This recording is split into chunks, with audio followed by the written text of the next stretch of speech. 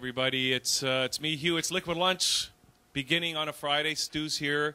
We got a great show lined up for you, and we're going to begin it with NARIA, Canada's pop opera crossover sensation. So welcome, guys, and I'm going to hand this over to you, Katya, and we're looking forward to this. So thanks for coming. Thank you so much.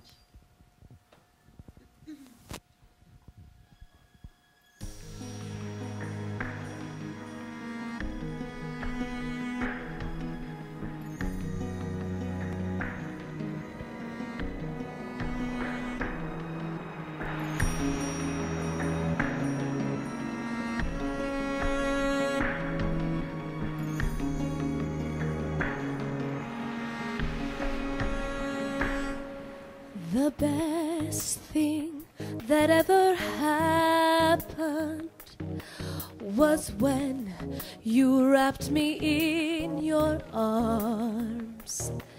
Became so clear what really mattered, that you and I will never be apart.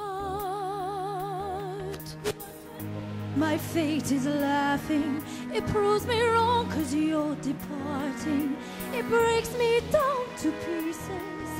How will I go on? Will I go on? I will find you. I'll never stop trying. 'Cause I'm in love with you. No point denying. I will leave all behind. I won't fight it.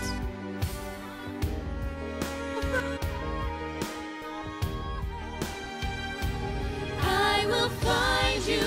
I'll never stop trying. 'Cause I'm in love with you. No point denying. I will leave all behind. I won't fight it. To be with you one more day, just one more day.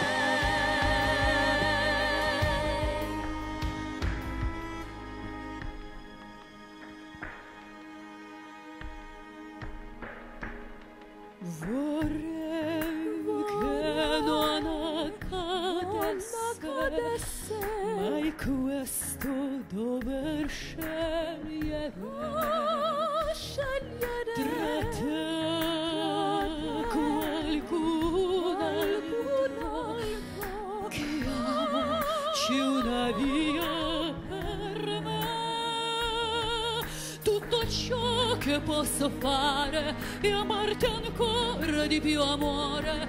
Che posso fare che amarti di più? Che fiero, fiero momento. Che barbara, barbara sorte. Passa dalla morte a tanto, tanto, tanto.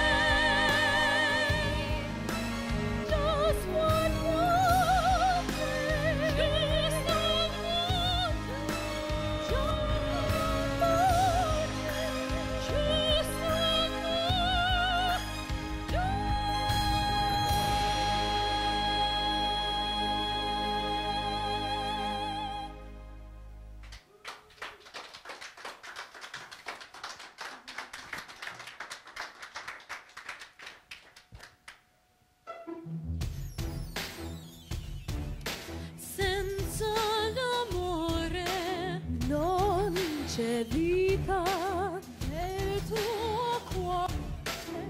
Lo lo lei, lo lo lei, lo lo lo lo lei, lo lo lei, lo lo lei, lo lo lo lo lei, lo lo lei, lo lo lei, lo lo lo lo lei, lo lo lei, lo lo lei, lo lo lei. I could kill you, or I could heal you. I could make you, or I could break you. I could seize you, or I'll release you. Enchant you with just one kiss. Mwah. I will tease you, or I will please you. I will shock you, or I'll provoke you to do whatever I want to. Torment you, I'll give you bliss. 'Cause I'm a witch, I'm a witch. I will fly you high out of reach. I won't preach, but I can teach. Cast a love spell no one could breathe. I'm a witch, I'm a witch. I will fly you high out of reach. I won't preach, but I can teach. Cast a love spell no one could breathe. Witcher, witcher, witcher, witcher, witcher. Witcher, I'm a witcher, witcher. Witcher, witcher, witcher, witcher, witcher. Witcher, witcher. I will teach you and I'll enrich you, or I will doom you and I will gloom you. I will lose you or I will choose you, or trap your soul in abyss.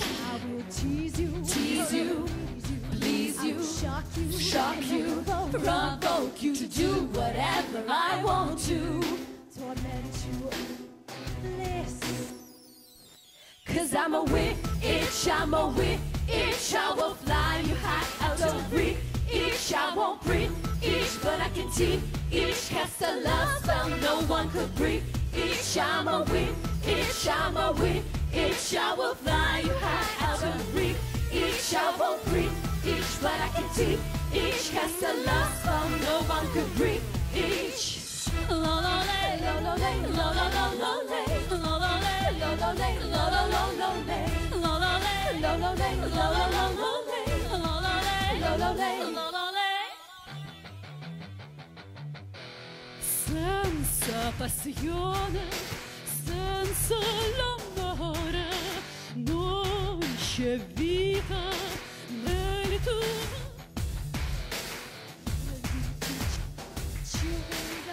You a kiss, tease you, please you, shock you, provoke you, do whatever I do. Senza passione, you, seize you, release you, give you a kiss, tease you, please you, shock you, provoke you, do whatever I do. I will fly you high out of reach. I won't preach, but I can teach. Cast a love spell no one could breathe. I'm a witch, I'm a witch. I will fly you high out of reach. I won't preach, but I can teach. Cast a love spell no one could breathe. Witcher, witcher, witcher, witcher, witcher. Witcher, I'm a witcher, witcher. Witcher, witcher, witcher, witcher, witcher. Witcher, witcher. Senza passione. Witcher, I'm a witcher, witcher. Witcher, witcher, witcher, witcher, witcher. Come here, boy. I love to meet ya. Thank you. Thanks, guys. That was awesome. That was great. So let's take a little break. We're going to play a track from your CD now and come back and get to know you guys a little bit better. Excellent. All right. Liquid Lunch, we'll continue. We'll be right back.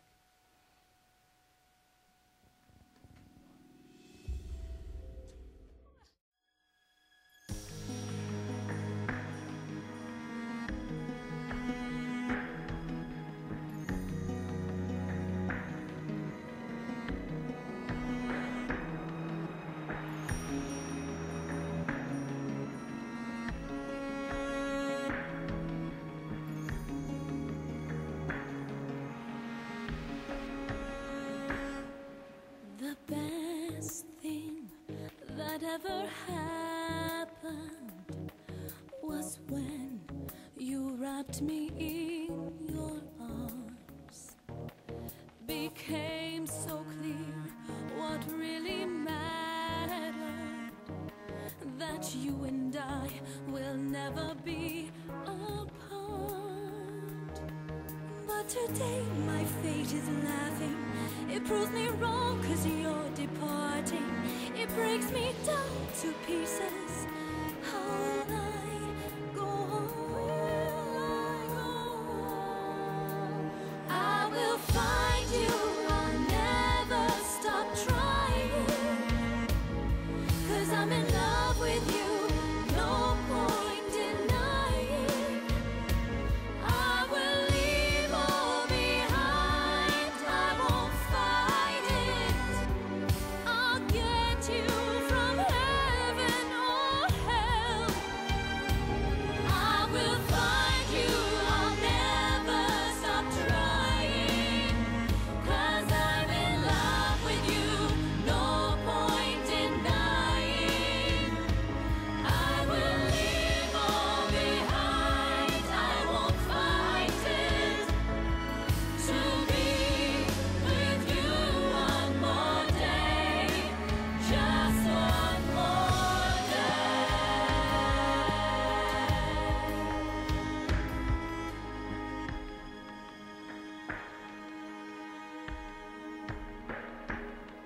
Vorrei che non accadesse mai questo dover scegliere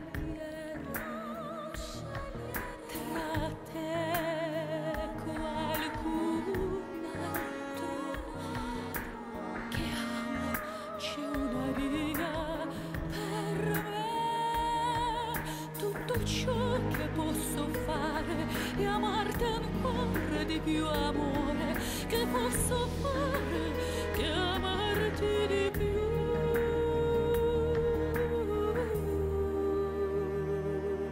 Che fiero, fiero momento. Che barbara, barbara sorte.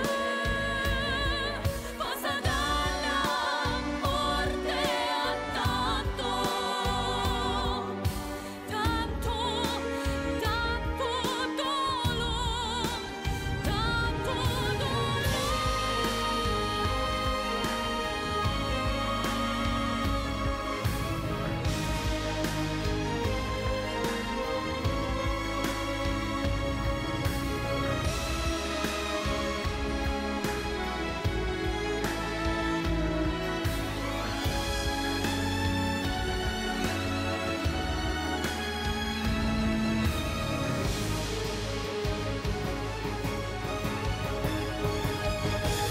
I will find you. I'll never stop trying. 'Cause I'm in love with you. No point denying. I will leave all behind. I won't fight it. To be with you one more day. Just one more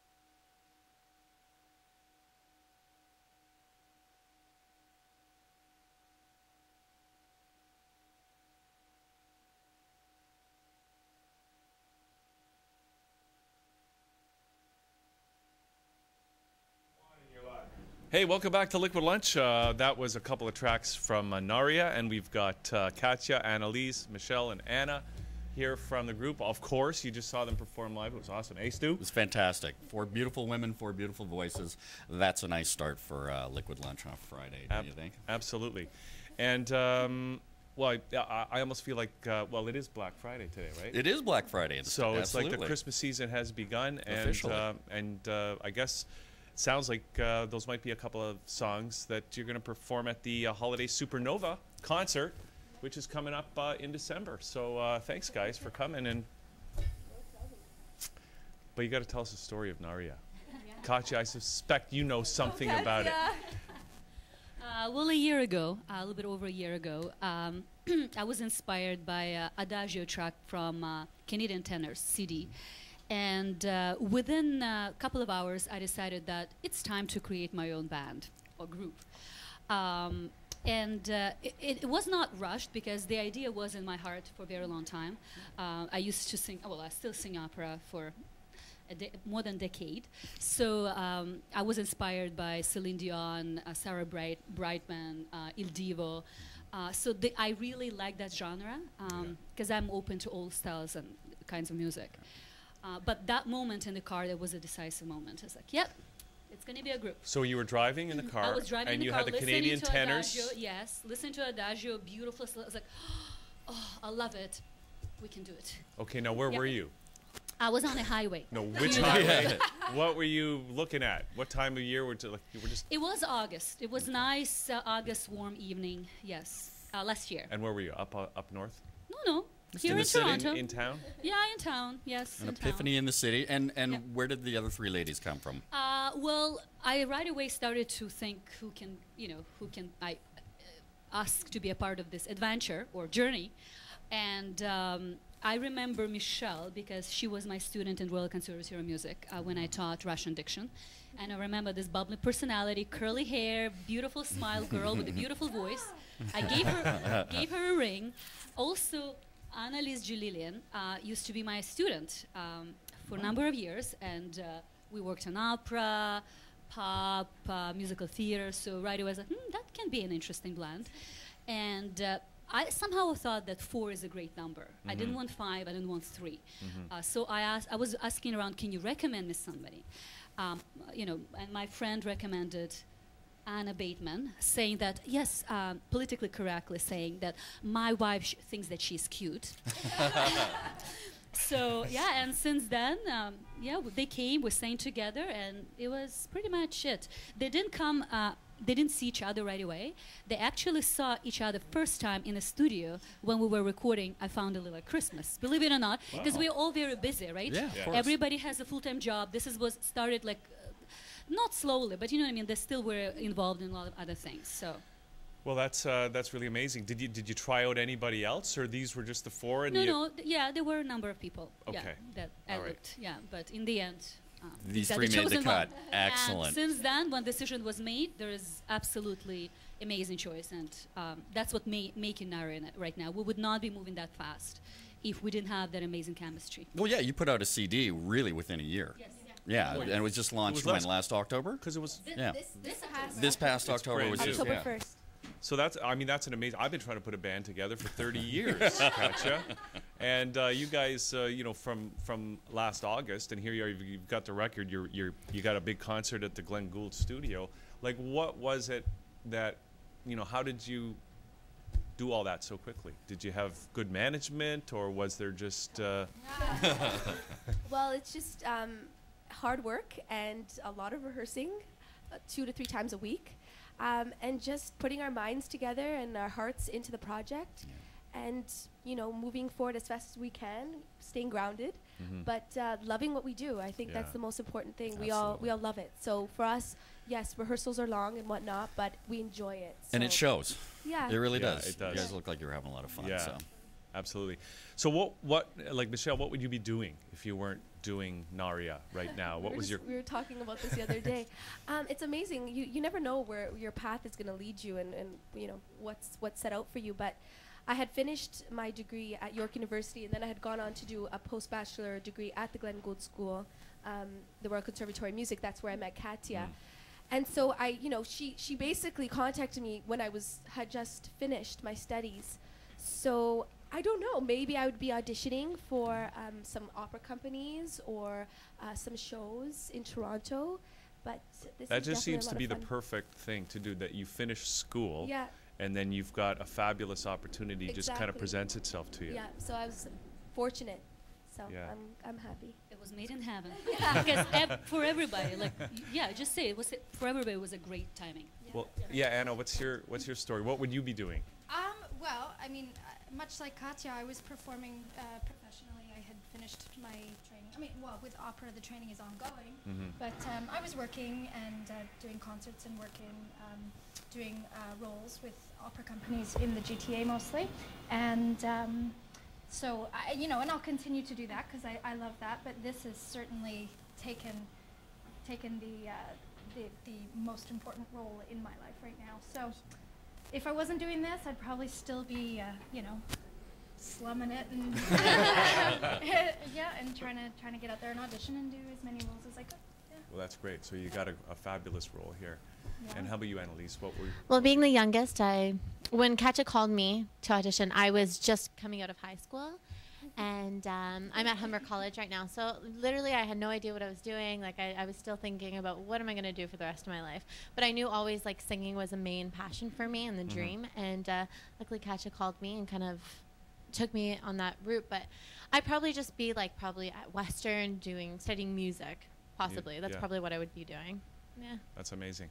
So so this is a crossover thing. So you're taking, like, how do you describe it, Katja? It's obviously the opera influence. That's a fusion. That's a fusion. Yeah. But when the idea was born, I knew the path or the genre would be the inspiration that's taken from classical music. It can be just a theme. It can be opera aria, whatever it is, something that's been around for years, that's to say the least. And everybody really loves it, and I love it. And then take it and write something completely original. So sometimes what happens that that particular theme remains within the song, like Addio. So we'll still have Addio del passato and then move into our own original composition. Or like Dear Juliet, it was inspired, but then we kind of deviated from that and it became original composition as totally, right? There's nothing from any other operas. So it varies, but I think just because of the voices because we can sing opera and we can sing pop, when I write songs, I usually think, okay, what would sound good in our voices? Because we are female voices, right? We can go high, we can go low, but to create a blend, it's a special approach that one has to take. And I would think, too, that the fact that there's 4 of you, that there's a certain a combined sound. And so, it's important to sing something that's true Blending. to you, That's right? right, yeah. And so as a group, you have a certain personality as a group, and you need to find the material that works for the group, right? We knew we're going to be a little bit dramatic, because opera is dramatic, and we're inspired by dramatic pieces. So sometimes, maybe it's a bit too much for some people if they don't want to dig deep, but we like it. We like it, and that's what gives us, power and what gives us inspiration. So where are you performing? Other than at Glenn Gould doing studios. I mean, and I don't know whether it's just me or everybody else, but I mean, this music really does tend to lend itself towards a Christmas sort of, a theme of some sort. Where do you guys perform outside of special events like this? Well, we just got back from Vancouver, actually. We were doing the Zoomer show there. So we spent the weekend there doing that, and that was fantastic. I bet. And so that's Zoomer magazine. And we were there for 2 days and performed both days 2 20-minute sets. We also did the Zoomer show back approximately a month ago here in Toronto. So, and I believe we're doing one in Ottawa as well. So there's that. We're going to Cancun in the new year, and we're singing there. Everybody looks really happy when you mention Cancun. Fingers crossed. Cancun in December? No, we can't do that. In January, even better. And fingers crossed, maybe France in January. Oh. We are going. Yes, to we France. are. Oh, it's done. Positive. It's locked Yeah, in. going to France. Yeah. So there's lots of things cooking right now. Good for you. That's amazing. We've got a lot cooking. And again, is management taking care of this, or That's are good you that guys? you connect in the thought. You know what? Because we started from the beginning and we didn't have a management. Right. And the music industry right now is hurting a little bit, to say the least. Yeah, So we decided, you know what? We're just going to take everything in our hands. We're going to find the right people. We're just going to go as far as we can go, just relying on ourselves. Yeah. And that was from the day one. So are the people trying or suggesting their services? Yes. Did we find somebody we really like? No. No. So, and that's the question. Like, there is no point to come in, Right. to come with somebody that Catching. We don't see that can be If you a can right handle it place. on your own, I mean, it's like it's a job. It is a I mean, job. there's enough For to me, worry about on your own as I performers. usually do 5 to 9 hours a day, just the business Right, part. right. Now, but thank God already the CD is recorded, so at least I don't have to. Yes. We don't have to go to Right. the studio. Yeah, that's a lot one of thing times. off your That's table. But we are looking. I mean, if Oh, you there's are? some Okay. right person comes along, and absolutely we're interested. Yeah, because basically they have to be, essentially a fifth member of our Yeah, it group. has to be the Right, right And fit. yeah, and they so have to it's really important feel it and role. understand what you guys are all about to actually Exactly. promote you. So, and again, with a sort of crossover between opera and pop, it is unique. Yes. So it's you're looking for somebody with just as unique as you guys are. So I wish you well in that respect. Thank But it sounds like you. you're doing okay on your own, anyways. It's just a lot of work. That's all. It's okay. We love it. Yeah, good. Yeah. You know what? Like they journey say, is if you really amazing. love Yeah. what you're doing, it's really not work. Yeah. That's so true. That's So- very true. Rather do this. So do you want to talk a little bit about the this concert? Absolutely. We do, yeah. What's happening at the Glenn Gould studio at 2:30 on December 18th? That's a Sunday. It's going to be an amazing event. Yeah. The idea, this is a first solo concert to say. We've been doing sets and songs here and there, but as NARIA, full concert, all the songs that we have from the album, plus Christmas songs, it's going to be a big deal. We have amazing people that came on board.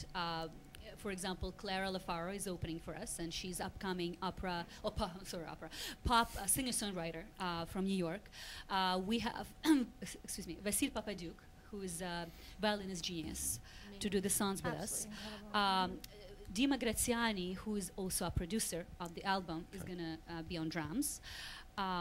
We have Leonard Squire, children. So they're going to do a couple of songs, Nice. and a Christmas song, Yeah, I the Found a Christmas Little Christmas, was written for the children choir in it. Oh, beautiful. So that was kind of like a good idea. And am I forget? Oh yes, and the chamber orchestra. Nice. Because we want a live sound. Since Oh, we're in yeah. Glenn Gould studio, Right. it's a wonderful not? hall, Absolutely. great acoustics. Absolutely. So the sound, I hope the sound is going to be fantastic. Oh, no doubt about The tickets are selling pretty quickly. We're halfway, even more than halfway Already. sold out. Yeah. Yeah. How are people getting to know about you and that this concert's going on, that you've sold half the tickets already?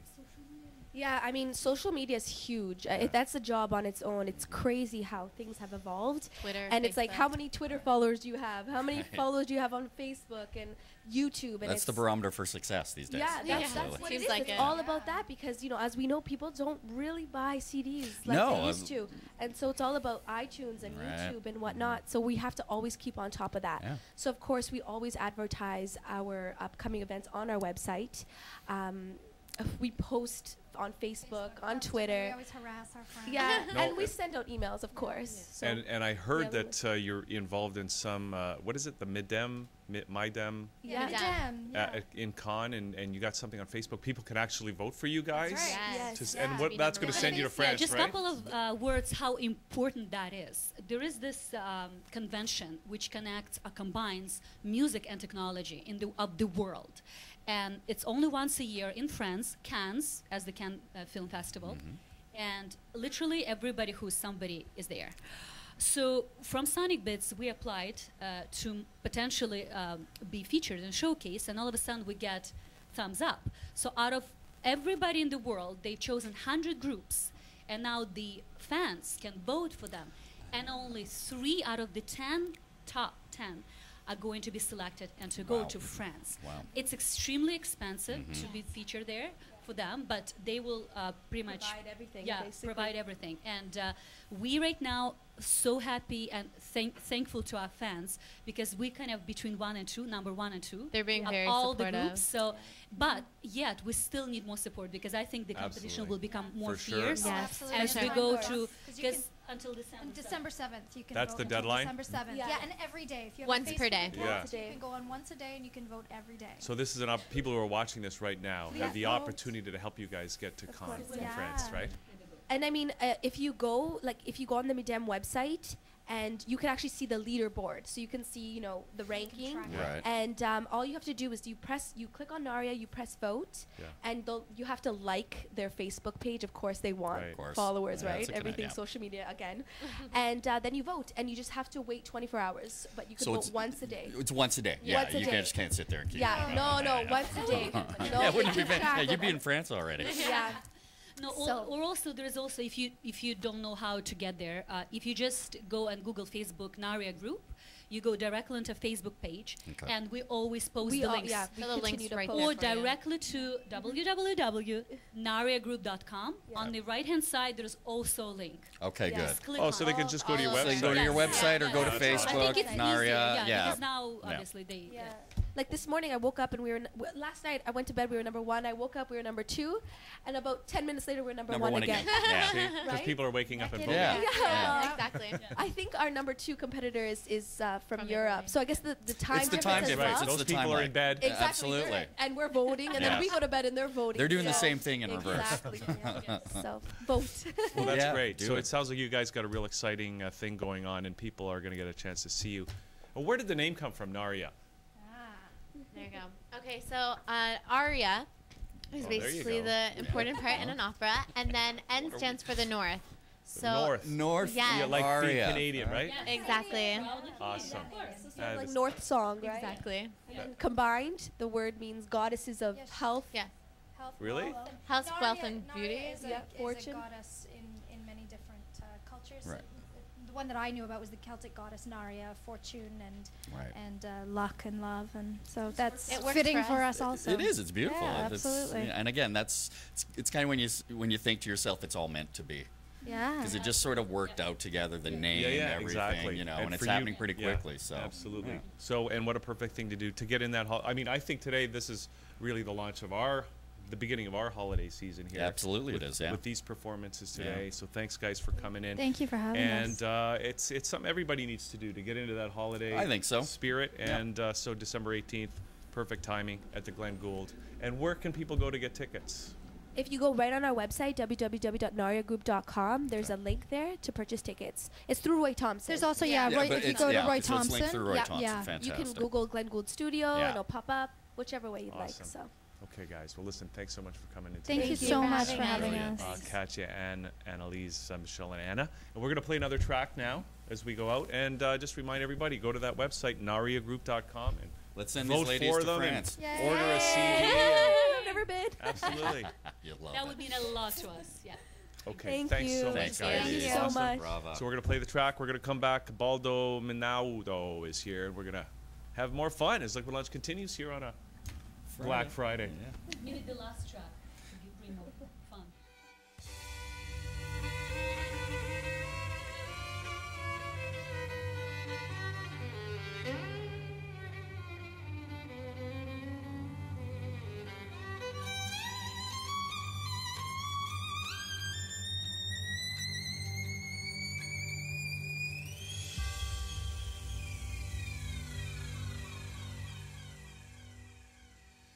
Gdyż mnie stara matka śpiewać, śpiewać uczyła,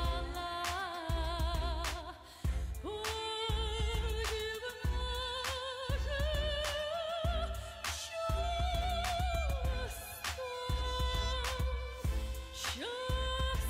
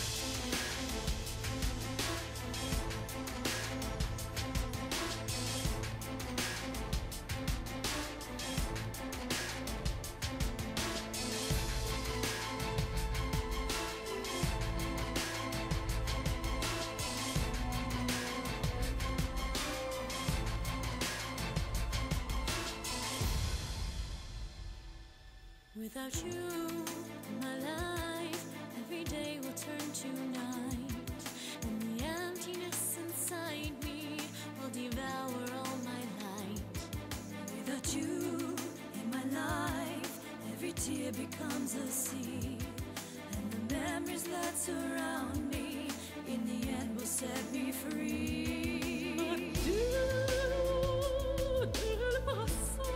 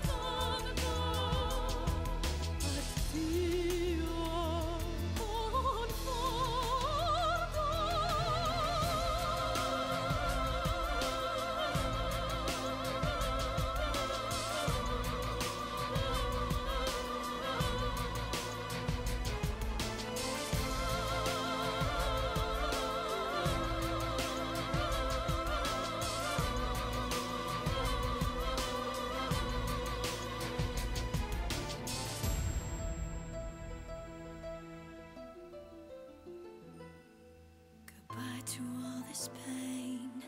I must have been insane to give myself like that, without looking back, without taking vows. It doesn't matter now. God save me, I am free, free, free. Without you in my life, every day will turn to night, and the emptiness inside me will devour all my light. Without you in my life, every tear becomes a sea, and the memories that surround me in the end will set me free.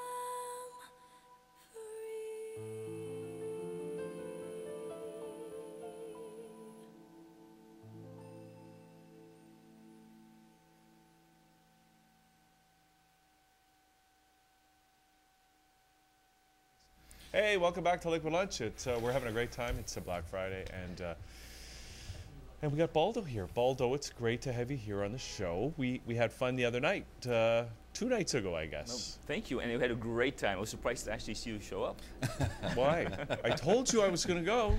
Man of his word. Me and Randy showed up, and I got to tell you, I haven't had. I think that's the most fun I've ever had at a networking event.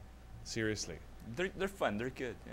Yeah. Of course, you grabbing all the attention as soon as you walked into the room, and everybody going, "Who's that?" Who's that? You, Riley? Well, you know what? I was Who's just the amazed. star of that show we've been watching. I was really amazed how many people I knew there. Yeah. How many people had been on the show Yes. before at some point, and it was just it was, and also to hear to hear stories like we're helping people in their businesses. So that's really how good, long they've, good how to know. far they've come along and Yeah. stuff since you've been in. Yeah, absolutely. It's an amazing feeling, Yeah. isn't it? It's really And good. you just hit it on the head. That's what's the beautiful part about it is we've seen people from starting a business Right. to having multinational billion-dollar companies now, and over a period of 14 years. It's amazing. And it's wonderful to see, and it's Yeah. wonderful to be in relationship with them and And work be part of together that in success story, right? I mean, Yes, yeah, yes. absolutely. And to still have a partnership with them in some way, right? And be able to pick To up the phone continue, and yep. say, you know, how you doing? What are you up Absolutely. to? So now this was the Metro Active Hosted Host- networking event. networking event. It was down at the Sheraton The Sheraton Center. Quinns at the Sheraton. Quinn Steakhouse, yeah. And we And- have them in different locations. Yeah. Well, this is a good one for me because we can just walk down from here. I'll bear that in mind for the next one. How's that? True. Yeah. We do need to walk home You after. stumble down the stairs and But so tell us about Metro Active. You know, because I had a great time, but tell us about, Sure. about it. Metroactive is a community of business professionals, a lot of corporate employees, a lot of entrepreneurs that want to work together to help each other succeed in business. And we're all about relationships. We realize that people have their strengths, their weaknesses, and there's some pillars we focus in on. Health and wellness is one of them, career, business, investment, personal relationships, spirituality, and recreation. So these are the pillars that we have. And people join because they want to develop more in one of those pillars. And they're reaching out for help and building relationships with people that know how to do that. And so we put them together. That's where they meet. And we have real life events. That's where we do really well. And now we're being hired by different companies to help them do events for their purpose and Yeah. promote their businesses. So that's in a nutshell what we do. We started 14 years ago. We had some really strong people that were missing things in their life. I was one of the founders. I was active on the board of Trade Young Professionals. And we wanted to have a community more than what was being offered with the organization we were volunteering with. So we decided to start a new community. And it grew quickly. We had 100 volunteers coming in the first 2 months. wow. Before we knew it, 10,000 people walking through our doors in the first year. And now we have 13,500 members. Wow. So, and these are primarily entrepreneurs or small business people? We haven't done a survey recently. The last survey we did was 80% corporate executives, C-level, E-level, professionals, accountants, lawyers, engineers. A lot of people with dual university degrees. 20% entrepreneurs, the unemployables. Hello. or that own a business Right. with employees. Right. And then the interesting thing is that 20% of the 80% also invest in business or have businesses on the side. Ah. And so there's a very clear overlap, and it's because the members are very proactive and very much into business. And that's what I really like about the organization, that overlap that brings the corporate world together Right. with the really creative entrepreneurial world. Well, it almost seems you need to do that these days because so many companies are. Well, they become staid and kind of just yeah. stuck in a rut. You need to really mix it up. And the way the economy's going, you never know when they're going to Right, say, well, we don't absolutely. need you anymore and you're on your own, right? So, and plus people are always happier when they're doing their own business anyway, really. Yes. Right? Yeah. You're absolutely true. It's easier I to agree. follow your life mission if you can kind of work with your own environment. Right. And it takes a special type of person to be able to do that in the corporate world, and it's not for everybody. True. But in the last 3 years, the corporate world has been shedding employees. Yeah. So for Yeah. someone who wants to build a life, the real opportunities are in starting their own business. Now, so what's your business, Baldo, besides the Metro Active? But what do you do on your own? I'm a management consultant, so I do a lot of business models and strategy. So small companies, large companies, international companies call me in to help them with their business model and how they could adapt to changing times. Sometimes they're launching a new groundbreaking technology. They don't know how to penetrate the marketplace. Right. Sometimes they're looking for a joint venture. I help them with that, or merger and acquisition, I help them with that as well. And I also help the smaller companies grow and get financing and sometimes take them public.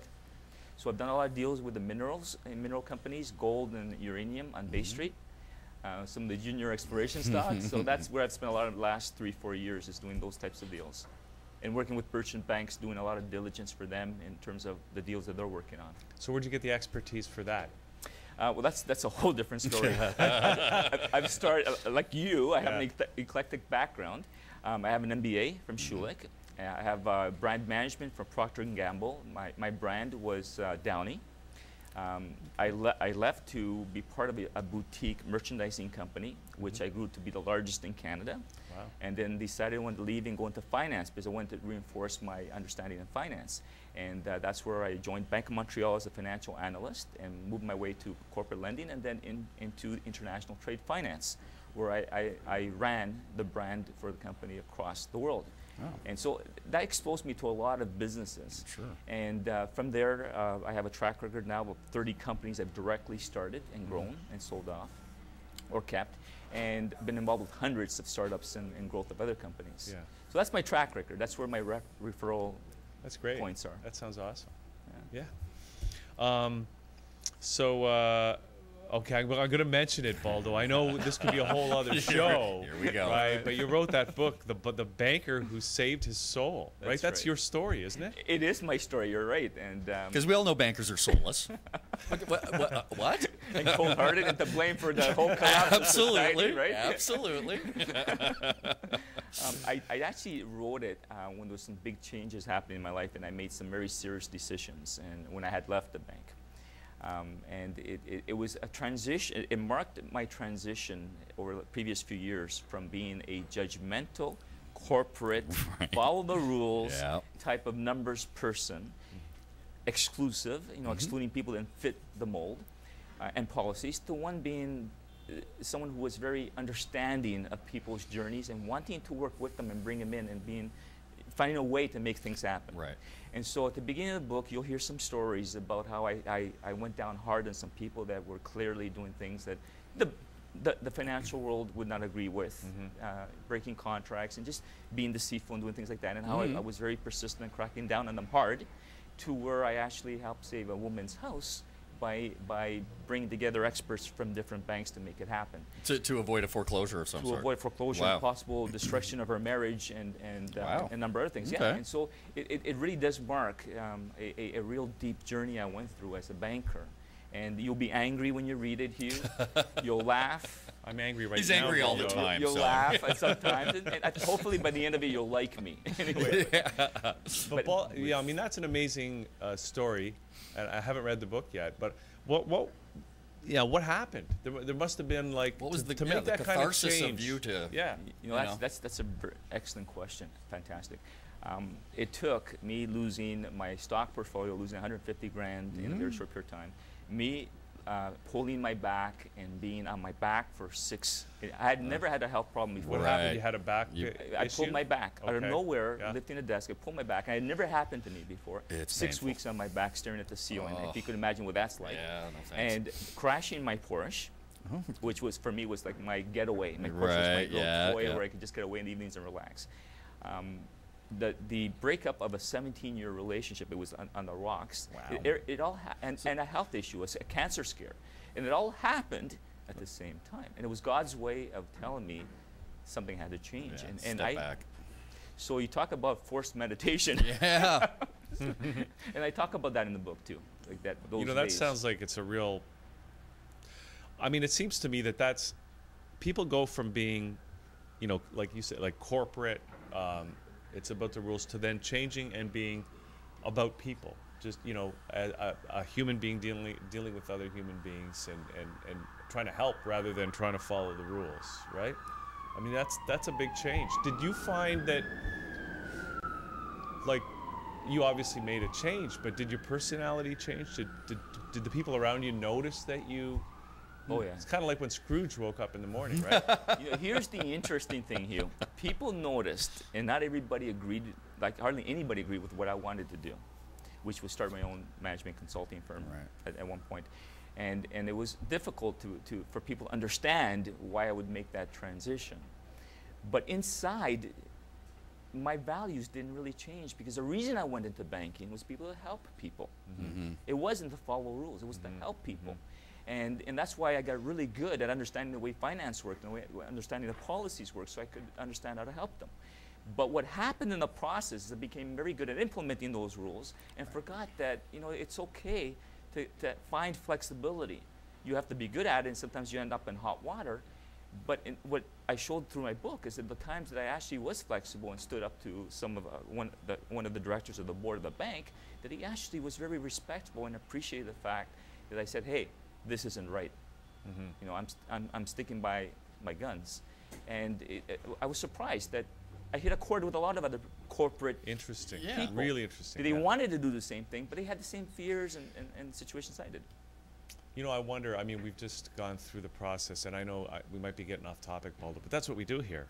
We're professionals. I'm okay with that. Getting off topic. But I mean, we just had the whole Occupy thing, and that's got a lot to do with banking and finances, and it almost sounds to me sometimes like the whole world financial system needs to kind of go through the kind of journey that you went through. And I'm just curious, what do you say about that whole situation right now that everybody in the world is looking at and dealing with? Well, Hugh, as you can imagine, I have a lot of opinions on this matter. And my opinions started a long time ago. They didn't start with the Occupy. Right. My book parallels the shift in society. It precedes The Corporation. I don't know if you watched that movie, The Corporation. It precedes a lot of those types of documentaries that were created. And in the book, I talk about how corporations have a responsibility and how individuals within those corporations have a responsibility to make sure that they're sustainable.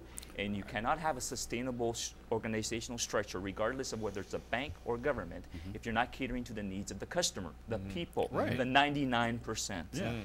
And that's what this movement is about. It's the people saying, we need to be taken care of. This has to make sense to us. We're not buying your story anymore because we're not getting what we need from you. And remember that corporations are a mandate by government by which you will take care of the people in a way that governments may not be prepared to do. The problem is corporations are now being used as corporate shields and to accomplish wealth accumulation at the expense of some of the stakeholders. Having said that, banks are very sensitive, and so a lot of corporations, that their stakeholders go beyond their shareholders. And that's why they're attempting to shift. It's going to take a while. They're shifting, and the shift started a while ago. It didn't just start now. But this pressure helps. You know, the people standing up and saying, this is what we believe in. That helps because it takes the attention to say, okay, what's the underlying core issue here? So does that answer your question? No, keep going. Keep going. Keep going. But and the whole Occupy, like the Occupy Toronto, it ended with a whimper. A whimper. You know, did it end? Yeah, yesterday. Well, did it end? Yeah, well, right, exactly. Did it end? Are there still a couple of yurts still set up? Are there still? No, they've cleaned out the camp basically, and most people were very respectful about leaving. You know, absolutely. but not leaving the message behind. In the States, you still see a lot of pepper spraying and a lot of anger and things like that. And I find here in Canada, you know, we made the movement, we made the sit-in, we did the Occupy, but at the same time, there seems to be more of a dialogue going between. Well, there's a point. The point has been made, and even Dalton McGuinty said that, don't underestimate that you've made your point. You've made a point. And now I see that the Design Exchange is having a big event where they're going to be discussing the issues that the Occupy people are bringing to the fore. So Stu, just to expand on what I was asking. When I said, did it end? Did it end, right. My point is that it's not a specific event. Occupy is a shift in consciousness. It's global. And it is an actual coming together of people to work together for a common cause of change. Absolutely. So I don't think it's ended. No, Baldo, you're right. It has. It's ended kind of in Toronto as an occupation of a certain piece of land. Even that, I'm not. Yeah, of a certain St. James. Exactly. But even in terms of their physical activities, I'm not sure it's over yet. I hope not. I really don't. I mean, it sounds like all of us here and almost everybody I talk to, that. I mean, Baldo, you don't look like one of the typical people that were down there at St. Well, that's St. because James I have a Park. baseball cap and I kind of have. You look like that 1% that they're talking about. But on the other hand, I do, don't I? Maybe that's why I get all those emails. But you're reflecting the same kind of. I mean, your own personal journey. It reflects the shift that the Occupy people would like to see you know, the financial system and society as a whole take. That shift is going to happen. The question is, how is it going to happen? Right. Is it going to be an evolution or a revolution? Right. Remember, in Greece and in Rome, people are setting buildings on fire. Yeah. Oh, yeah. Okay? They're killing people. I mean, come on. So in this country, we're a lot more, I'm not sure if civilized is or docile. I'm not sure what the proper term Combination. is. So we're, again, the G20 situation, I mean, there was some destruction there. That was horrible. Yeah. So there's, and we have a history. People don't realize that. You go back to the 1800s, and even in the 70s in Quebec, we have a history where we can actually be quite effective in using alternative means to get the point across. Sure. And the question is there enough going on in this country to ignite those elements? There could be. I don't know. But you also said another point. You mentioned Dalton McGuinty. He said you made your point. Right. I think that Dalton may be missing part of that point. And part of that point is we want change. We want it now. We don't want you to continue talking about it. Right. We want efficient change. Yeah, not lip service anymore. Exactly. Hey, we've heard you, but Yeah. And so there's there's a distrust of bankers, but there's a bigger distrust of politicians. Sure. And I think that has to be addressed as well. Yeah, good point. Absolutely. So Okay. I noticed that you were actually walking by St. James Park one day. Did you have a little setup there? Or? Did you notice that? Yeah, I did notice that. Did you have a little tent there? I went in there. Actually, I went down there on the last day, like the night that at 4 in the morning when the cops came in, and that was it. But I went down there that night, just to see, because I hadn't been down there. Right. And I went down there, and I just walked around. I went into the yurt, had some pizza. Yeah. Because the corporations were giving food and they brought in some Taking Tim care of. Hortons, and these were all donations And from what the was, community. What was the mood of most of the occupiers? You know, it was Because this is right at the end of it. You know, I mean, They- you're probably pretty tired and sort of exhausted people were by it. people were friendly. They were for the most part good. They were good natured. Good nature, and that's what even the police and they were just everybody else doing has what been they were saying. doing, and These are- people had a smile on Yep. their face, and they were just carrying it through to the end. Yeah. Yeah. And that's where the power of it is, because they're Right. building those longer-term relationships. Like Metroactive is about the long-term relationships. Right. Because they're building those longer-term relationships, that means that the dialogue isn't over. This movement isn't over. True. And so I think we're going to see a real shift. And the corporations want to work. They want to see a way to survive through this, because if they don't, they're going to be crushed. Right. So they have to work with the 99%. Now that's another thing is, are they 99%? I don't know.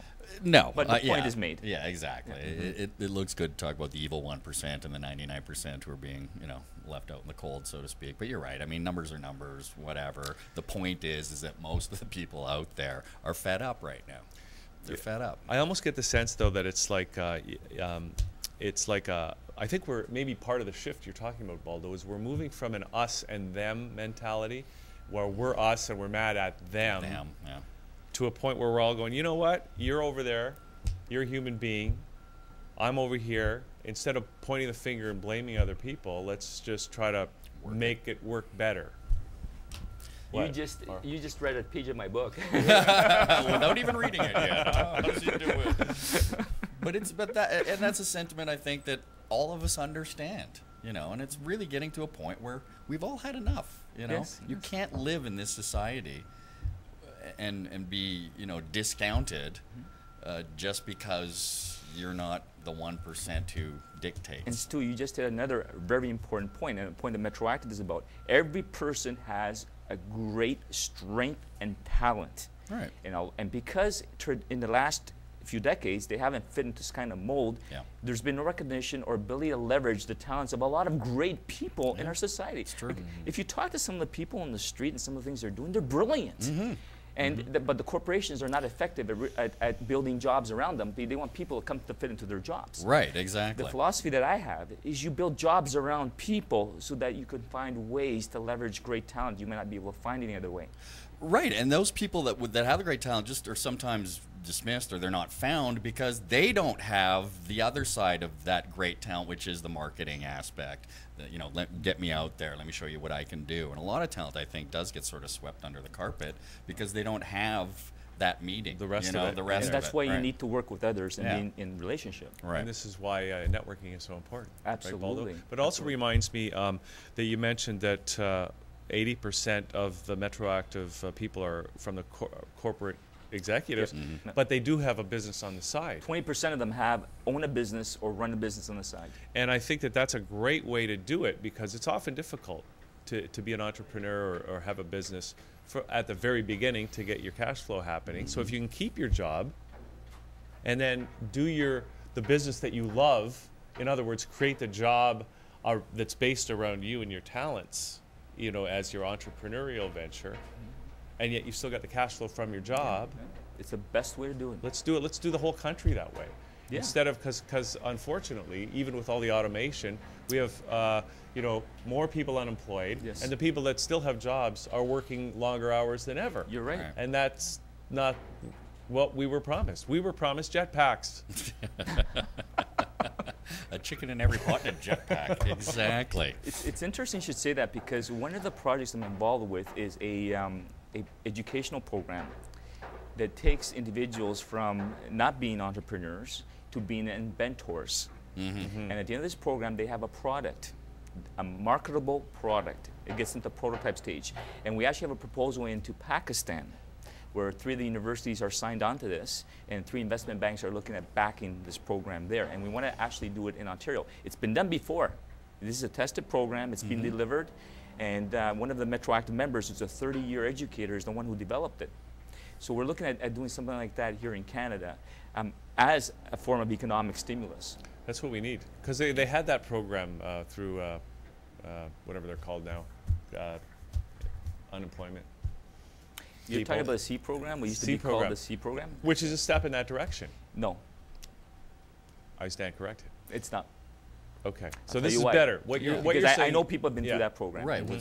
The difference is this: is at the end of this program, you are thinking creatively. You're finding ways to identify and solve problems and be able to produce a prototype of your product. With the C program, they try to do that, but there aren't the exercises as part of the program that allow you to develop those soft skills. You need those soft skills. If you don't have those soft skills, it's not something you can write on a piece of paper and now suddenly expect some people to implement it. You know, identify problems and find solutions. So I think, and government likes to create programs, but they're not exactly great on being able to monitor the productivity of those programs. Yeah, for sure. So this is a shift, a natural shift in consciousness. The other program that I've worked on for about 20 years now, and I prototyped the pilot, looked really well. It's the mastermind concept. And the mastermind concept is a form of syndication. You get a group of people together, and you own the business together, and you start a number of businesses by leveraging everybody's strengths. Right. Nobody's been doing that. It makes the perfect sense. I prototyped it. It worked. We launched a whole bunch of businesses that were profitable with minimal money by leveraging everybody's unique strengths. This is what I was saying to you before. That's why building relationships is important. Like, you two have fantastic skills. So it wouldn't be difficult for you to join a group of 6, 7, 8 other people and come up with a business you could start and get money from within 1 month. We could be employed. I didn't say that. Don't get crazy, Baldo. Don't get crazy. But no, that does make sense. Absolutely. You know, that you can share, you know, the strengths that you do have with other people. Well, I always thought that was the big, great thing about networking is that you meet these people that have all these other complementary skills and talents, and you do business with them, because clients are stakeholders of a business. There's a step in between me and doing business with them. What, Baldo? There's a couple of steps. Really? It's called relationship building. Oh, okay. So you have to get to know what their capabilities are. Right. And their capabilities. Exactly. And then how you can work together. Right. And that is actually, believe it or not, the barrier. See, that's the part that requires soft skills and effort and time. Right. Once you develop that foundation, the others, it just comes naturally. You get into business together. That's what we try to do. That's what we do well. We help them develop those relationships. And I understand you actually met quite a few people at Metroactive. I did. It was amazing. It was really, like I said, it was the best time I ever had at a networking event. Yeah, a lot of people speak highly of you. So, and I know you had Lisa Cripps on the show.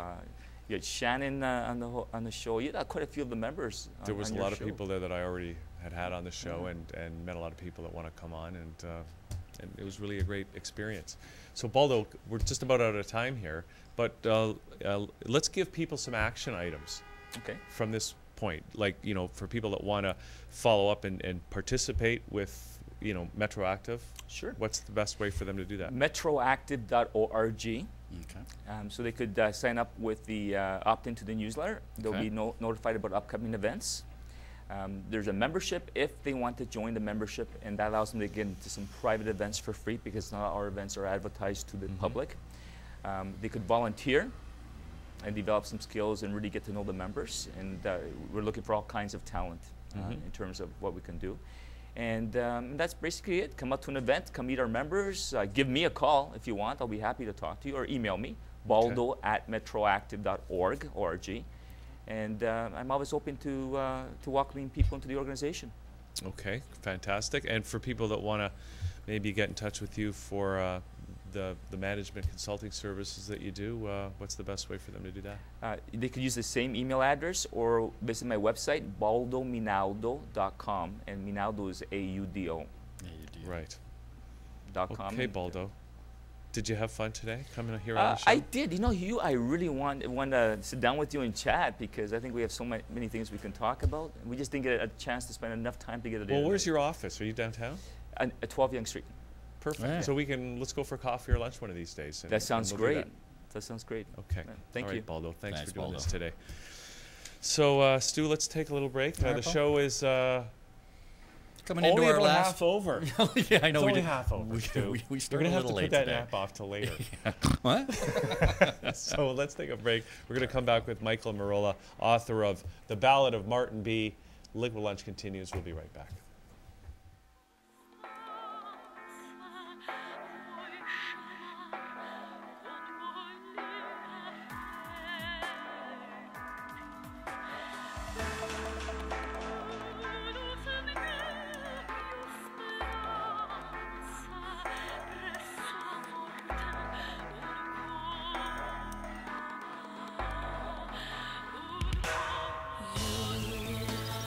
Candlelight under moon.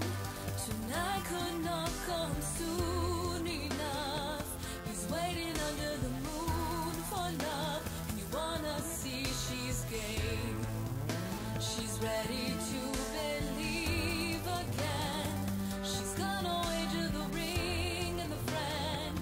She can't see the forest for the trees. And you best believe she's ready to leave, but she's her friend. But he's getting closer. He'll never tell, and none will be the wiser. She paints on black and paints on love. When the rush is up, it's never enough. It's never enough. It's never enough. Something's wrong and he just don't get it. Something's wrong and she won't regret it. It's 1 plus 1 plus 1. Something's up and she's out to get it. Something's bound and he's left to spite it. It's 1 plus 1 plus 1.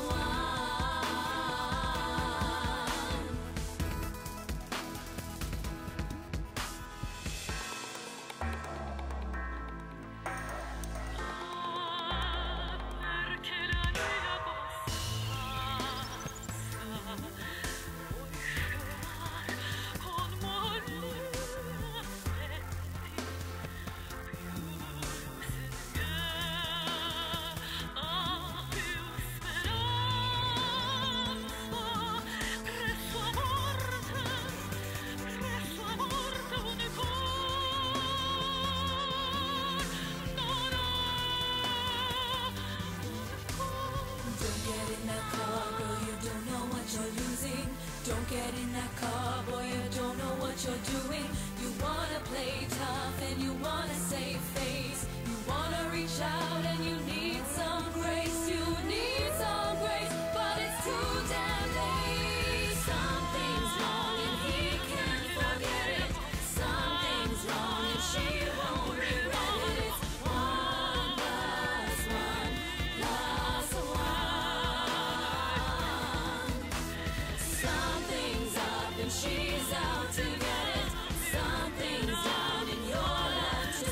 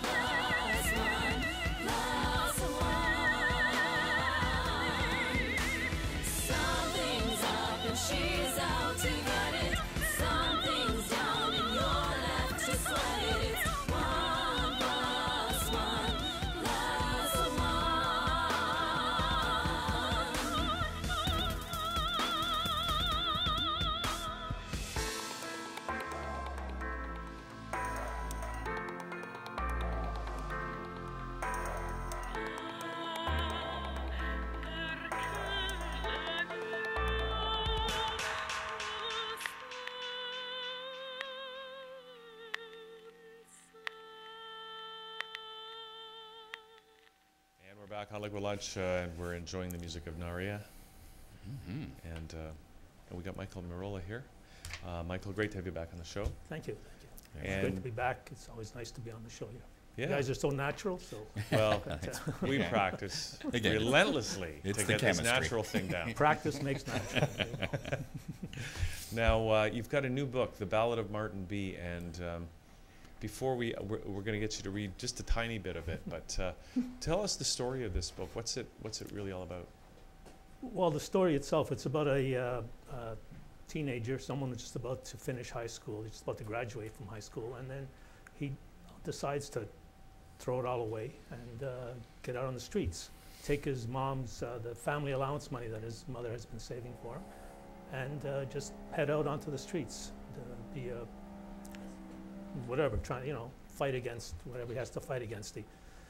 The catch in the whole thing is that the reason, the starting point is that he gets a visit from the ghost of a philosopher. And he gets visits from these philosophers all the way through the book. That's just like Scrooge. Again, Scrooge is coming A up little bit, again. yeah. It's Christmas time. Yeah. And the first one is Socrates, who visits him in his room. That's really a cool idea, actually.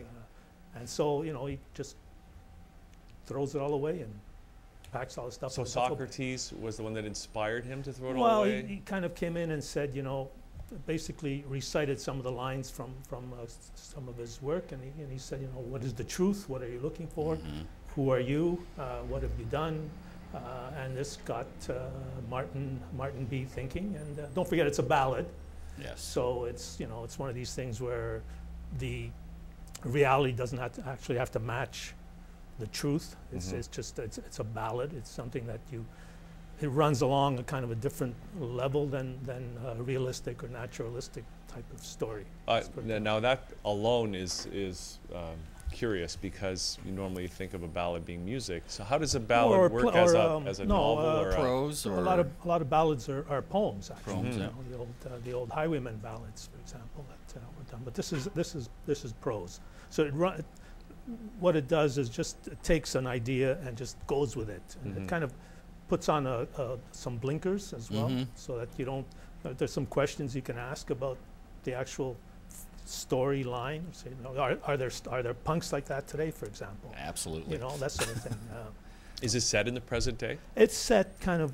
It doesn't really say where it's set, but it does mention cell phones. Yeah. Like he's all against cell phones. He goes on subways and he cuts the earbuds off of people listening to music, that sort of thing. He's Well, it sounds like it's almost like I don't know if that's. It sounds like Socrates being the inspiration for him to kind of throw it all away. It's kind of like the message. And is that the message that you're conveying in the book? It kind of reminds me of Timothy Leary saying, "Tune in, turn on, drop out." It's not. It's just one of the messages in the book. I'm not sure if there is a message. I don't think a ballad has to have a message. It tells the story of the main character, and he's kind of a contradictory character. I mean, he can be very nice, and yet in certain sections of the book, he's very vicious. He can't stand the ones who are poseurs, for example. He finds a place where he thinks that people like him belong. And he goes there, and they still do some slam dancing or mosh pit stuff, and he gets into that, but then he discovers that they're not willing to go quite as far as he is with what he wants to prove something, and so he kind of dumps them as well, and the way he does it is, I don't know if I'm giving away too much of the story here, but he robs a bank at one point. And so he has all this money, and he goes back to this club where everybody is, they welcome him back, and he's been away for a while. They welcome him back and says, "Hey, man," and he meets up with this guy who wanted him to join his group in fighting the world, or the tyranny of the world. Fighting, but what they do is send out newsletters and this sort of thing. So he goes to the club, and he basically gets into a fight with this guy, and to show that these guys are so full of it, he breaks open a pack of money that he has that he's just stolen from the bank and tosses it up in the air. And when he does that, Oh, a the frenzy. the true nature comes out. Yeah, Or so he thinks, so Martin B thinks. Have you ever robbed a bank, Michael? No. You ever want to? Right from Nope. experience. I know I is do. it? Yeah, well, yeah. Sometimes I've felt that way. No, robbing banks isn't worth it. Okay. First of all, you can't get any money out of banks. I- That's I right, know. yeah. That's What are you I'm going to walk thinking. away with? But what was the inspiration for the book? Okay, well, when I worked as the theater and music critic at the Montreal Gazette in the early 1980s, and I covered the punk scene in Which was Montreal. pretty substantial. Yeah, it was. It in was, Montreal. yeah, it was. And so in Toronto as Yeah. well. But and so I covered the scene. I was able to talk to a lot of the people there. Some who were poseurs, and others who were, pretty close to living on the streets. They were, and so that's where I got one idea. The other part was that at the same time, I visited some of the neighborhoods, not too far from the Montreal Gazette, actually, places just around the corner where there were these rundown triplexes, and I mean rundown. They were just about getting ready to be demolished because the owner was going to put up, and they have put up some big condos and things of that sort there. And I went in, visited one of these triplexes. And they were squatters, right? Were they? Squatters was more than squatters. there were old people living there who, one I remember really, and I mentioned in the story that she lived in a bed surrounded by garbage, just surrounded. It was like covered, and there were rats flying around and the whole thing. And so I mix those two elements together in this to kind of, it's kind of like I said, it's a raw story, and it's written in a raw way. There's a lot of, swearing and deeds that you wouldn't normally want your children to do, your teenage son or daughter to do. But it's part of the culture. It's part of the ballad. It's part And of so, and this is obviously, and you have that experience of meeting these people Some and people, yeah. kind of living in their world, at least for a a little, little bit, bit, seeing yeah, them. just interviewing them. Yeah. What do you think it's all about? And here we are. We're in the context of the Occupy movement and just being kicked out. Like, what's going on? Are people just dropping out of society, or are they? Well, what are the issues? I don't know. I have my own ideas about. I'm pretty much of an existentialist when it comes to that sort of thing. I think that things like Occupy the World, they're good, but they're good to a certain extent. They reach a certain level, but then they don't really identify what's really hurting us as human beings. I don't think, and I think we have to go on another level to discover that. At least that's the way I look at it, and that's the way this book looks at it as well. No matter what you do, no matter whether you're a rich person or a poor person, that should not be the definition of your life. That should not be what makes you a human being. In the case of Martin B., he had a very nice middle-class life, and he gave it away. Then he becomes this street person, and so he's treated like garbage by people around him. He tries to fight back. The fighting back only works for himself, basically. He kind of revolts against the system. In the end, he gets wiped out. The story starts with his dad, with his funeral home, and the visit by all his buddies, and he's already dead. So it's the ghost telling the story. He gets out of the coffin and starts to tell the story, and so was he successful? Did he make his point? I don't think that the story is about that. It's about him and his choices, and he did some good stuff. He did some bad stuff. In the end, how do you balance it out? How do you weigh it? Well, that's life. It's not a morality play, Well, right? I think this is what I'm trying to say. And the Occupy movement is very good on a social level. Yeah. I think, and it's not going to change the minds of the corporations or the bankers. But what it will do is probably influence the 99% who thought that they were completely hopeless. Right. That they couldn't do anything. But now they see that there is something they can do. And maybe even peacefully, maybe even without having to, cause a revolution. Although, who knows about that one? I've got my theories on that, but it's not here, no place to say it. But what I'm saying is that Martin B, I think, works at a different level. Doesn't work at the social level, because he fights against people who try to solve problems by just, you know, talking about them, or having meetings about them. Okay, that's the first thing he does. He shows up with these people at a house in Westmount in Montreal, where they have a really wealthy family, but the son is one of the singers at this punk group, club, and so he's, you know, he's fighting against what he feels are his parents' values and society's values. But the way they do it is through what Martin B doesn't believe in. So instead, he goes to a studio, which is based on a CBC studio, and he gets in with his girlfriend, with Britt, and they proceed to just crazy glue everything in the place, you know, because they're and what are they showing on what are they showing at that point? Leave It to Beaver rerun or something. So you know, it's kind of, okay, what are you attacking? You are attacking the kind of what the society talks about, what its images are, what its influences are, but are you making any changes? Are you making any progress with that? Holding up a mirror, right? That's a good point, because I think they do want to make changes, progress, improve things. But the question is, how do you really do that, right? I mean, when if this book is set in the age of cell phones, I mean, we're in a situation today, I think, where in the 60s there was a generation gap. The kids were very different from their parents. Right. But today, I almost think there isn't a generation gap. Well, you'll get people like Martin B today. You'll find them. They're out there. I mean, you know, and they do feel that they're different, that there is a generation gap in the parents. But if you're saying in general, and you're saying this is because of the social media, because of cell phones, because of the ability to sort of meld everything together, like, you know, I see 80-year-old grandmas on the street, you know, talking exactly with the cell phone stuck like this, and they're walking exactly the same way as a 16-year-old is doing, if that's the case. But that was the case also, I believe, in the 60s for the majority of the population.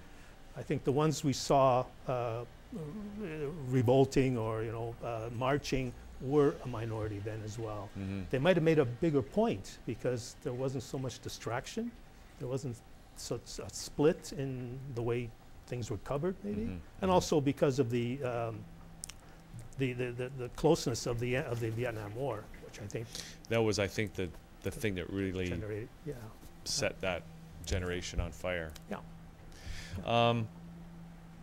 Now you mentioned the story begins with Martin being dead, and I was going to ask you if you know, if there's any redemption in the story. And it almost sounds like there isn't. No, not in that kind of redemption. There is, in the sense that the redemption comes through the story. I mean, the whole idea of telling a story is about how well you can tell it. Now, the final philosopher, who's not really a philosopher, he's a liberation priest from South America, who was executed, tortured and executed. And there was a story about, well, lots of them were tortured and executed. But and so this is the final one. Is he sees the ghost of this liberation priest, who is like half of his brains are missing, and, you know, he's been tortured and everything. But he talks about being how can you be a revolutionary, and he says, if you're not a revolutionary, you're not a Christian, right? So he puts it the other way around. So maybe that is a statement somewhere. That's the liberation theology idea, right? You have to help the poorest. That's how you become a revolutionary, you know, in Christian terms. So and Martin and his girlfriend do go and feed these old people in these triplexes. They talk to them for a bit, you know, they learn they get their stories from them, that sort of thing. So if that's a form of redemption, a form of, you know, that might, but for an entire society, redemption for a society, I don't think that's true. I mean, a novel like Anna Karenina, for example, you know, encompasses the entire society, right? Mm-hmm. Is there redemption in that book? Not sure. I don't think so. You know, it's the story. That's what he's telling the story. I'm just wondering, like, it almost sounds like it could be the kind of book that they might put in a high school curriculum, and all the troubled kids are going to read it and go, "Oh yeah, it's not so bad. I can do better in my life." Is it that kind of? No, it's probably the kind of book where it would be, if you put it in for a high school curriculum, it would look like one of those documents that the CIA hands back to you after they've heavily redacted. Or is it the kind of book that that a Manchurian Candidate would spend a lot of time reading just before they hit? No, I mean, it might. I don't think it really. I don't think books have that kind of influence anyway. But no, this would. Hopefully, it might make some people think about. Well, there are a lot of philosophical ideas in the book. It goes all the way through to, George Berkeley and his ideas of. That sounds like a great way for to bring philosophy to a popular audience. It is, but unfortunately, the book isn't built that way. I mean, for a regular audience, yes. I mean, as long as they get through the raw language, they have to work their way through the language. We could probably get used to it. Well, I did. And I'm not usually a raw language author, but I felt that this book needed that for some form of authenticity. Oh, absolutely. For the character, for sure, you'd have to. No, I don't. Do you want to read from it, or do you? And you don't have to pick that. We kind of talked about that stuff, so I don't know. Do you? You know what?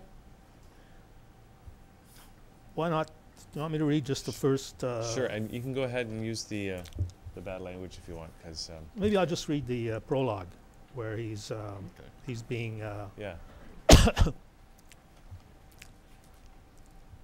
management at the Shady Dawn funeral home had every reason to be worried and to quickly call for security reinforcement.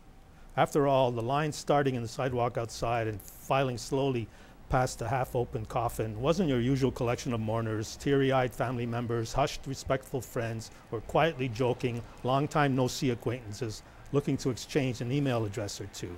The fact that a good number of them wore visage-hiding balaclavas or ski masks didn't help calm matters much, nor did the multiplied effect of black T-shirts with a front and back graphic pictorial of a bloodied fist ripping through Big Mac arches provide comfort or solace for the hand-wringing director.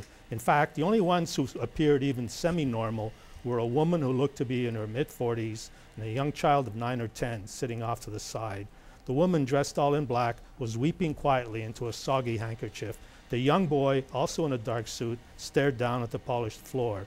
Leading the way for those paying their respects was a tall, skinny kid with spiky, bright yellow hair, jagged black streaks of paint across his face, an orchestrated collection of safety pins patterned like staples over one ear. His patched-up jeans were ripped at the knees and crotch. He wore a studded dog collar around his neck. Undefined tattoos depicted twisted faces resembling something out of Bruegel crept and crawled across almost every inch of exposed flesh. Beside him was a girl with shaved eyebrows and purple hair that had been cut away in patches, giving her the look of a recovering clown cancer patient. She had on a shredded T-shirt that read, "If you don't like it, shove it up your ass and rotate, corporate baby," with a graphic pictorial of another bloodied fist entering a puckered orifice for those who weren't into arcane stuff like reading. Thank you. Certainly sets the stage. Now, so who do you think would really benefit from reading the book? Aside from Jean Genet, who's now no longer with us, I'm not sure if a book is made for benefit. I think a book should have an intrinsic value, and is it something that someone likes to read? They want to discover something new. They want to learn something. This might help them. If someone is looking for a Canada Reads book, no. If someone's looking for a book that they'll read when they're on a sunny afternoon and they're up in their cottage, no. I mean, they should buy the book anyway. Of course they should. Maybe they can read it on the bus to Montreal. Yeah. And they can get ready to experience the gritty streets. Well, it also has a beautiful photo of me in my as a high school, graduating from high school on the back. So. Oh, I thought you meant on the front. Yeah. That crazy high school you went to. That's great. Well, Michael, that's awesome. And you already had the opening, but any other readings or anything? Yeah, we're setting up some readings right now, and we're talking about having a post-punk performance at the Blue Metropolis International Literary Festival in April in Montreal, which we're going to have this book, another book that Guernica put out by Liz Worth called Amphetamine Heart. Oh, she wrote Treat Me Like Dirt, right? That's right. The Toronto history of the Toronto punk movement. Yeah. Yeah. And and Alan Lord, who wrote something called ATM Sex, for also Guernica, which is a bunch of aphorisms and which are very, very, very funny, and they also make fun of our so-called connected postmodern world. That sounds like it's going to be a great event. That's going to be in Montreal when? Montreal, April 22nd to 26th. We're not sure of the exact date yet because we haven't had the confirmation of the dates. We still have to get through winter before we do that. Yeah. So maybe we can all arrange to be in Montreal for that. It sounds like it's going to be a lot of fun. Well, I'll send you. We're working on some readings here in Toronto, and I'll be able to let you know a little more on that. Awesome. Great. Well, thanks for coming in and telling us about it, and look forward to reading it, and look forward to, well, it sounds like it's going to be a great event in April in Montreal. Thank you for having me. Now, it's on Quattro Books. Where, if people want to get a copy, where can they do that? Quattro, www.quattrobooks.com. .ca. I'm seeing here. Sorry, there you go. Quattrobooks.ca. .ca. Or on Amazon. Get it on Amazon. Is it in bookstores? You'll have to talk to Quattro about that. But okay. Yeah, they have distribution in bookstores. Well, save the cab fare. Just get it online. Quattrobooks.ca.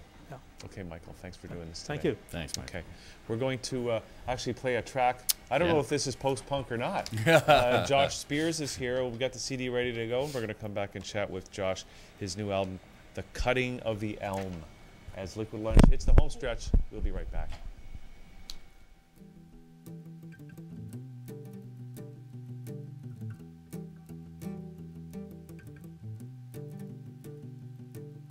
Stuck sour in this makeshift skin, stuck sour in this life I'm living in. So much clearer from the inside out, begging for life, begging to be let out.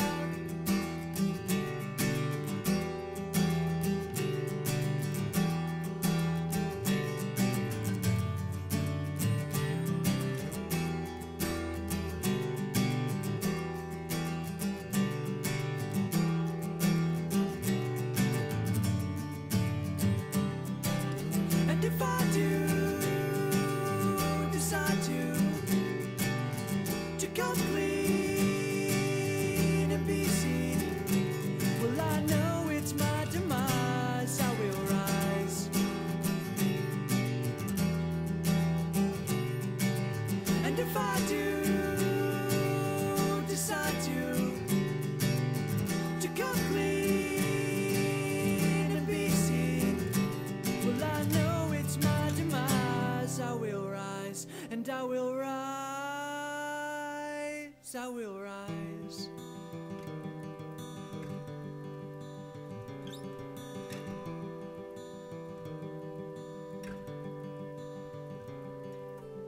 I'm too far now to ever turn around. Burn black, the sun leaves a hole in my soul, and you'll see the real me. I'm too far now to ever turn around. Burn black, the sun leaves a hole in my soul, and you'll see the real me. I'm too far now to ever turn around. Burn black, the sun leaves a hole in my soul, and you'll see what he meant for me.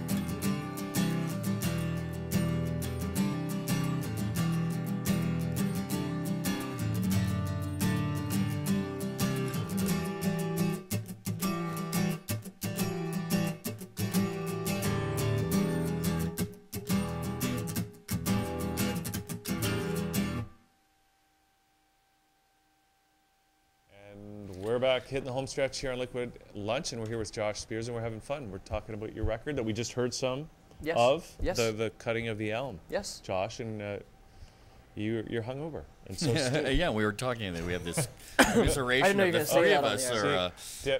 Should we take that out in editing? Or is it something it's okay. we have It's already been said, so. Exactly. We're all hungover today. Yes. It's Friday. Was it because of our cousins to the south having their American Thanksgiving? That's a good excuse. Yes. Yeah, football, beer, Yeah. stuff. That's right. Yeah, okay, sure. Okay, Josh. So, this record that we just heard that track of, first of all, what was the name of that track? That's called Rise. Rise. Yeah. And that's the first track on the CD. Cutting of the Elm. Yeah. It's interesting title. I just had to cut an elm tree last year. Okay. Yeah. Where did you get that title from? Well, the Cutting of the Elm is a historical event that happens approximately 1,000 years ago, where they had an elm tree that stood between, I think it was France and England, and the two sides used to come, and that was kind of like their meeting point, their medium meeting point. And something happened, and they had a bit of an argument and separated, and they cut down this elm, which kind of symbolized their splitting of what their have dialogue. Basically. Yeah. So that's kind of like a parable to the record and to my life, whereas I'm kind of cutting something down and getting rid of it, and separating certain qualities and things that I had that I wanted to get rid of, and getting it out of the way. So what happened? What were the qualities? Like just having problems in life with not to get too heavy, but basically just life issues.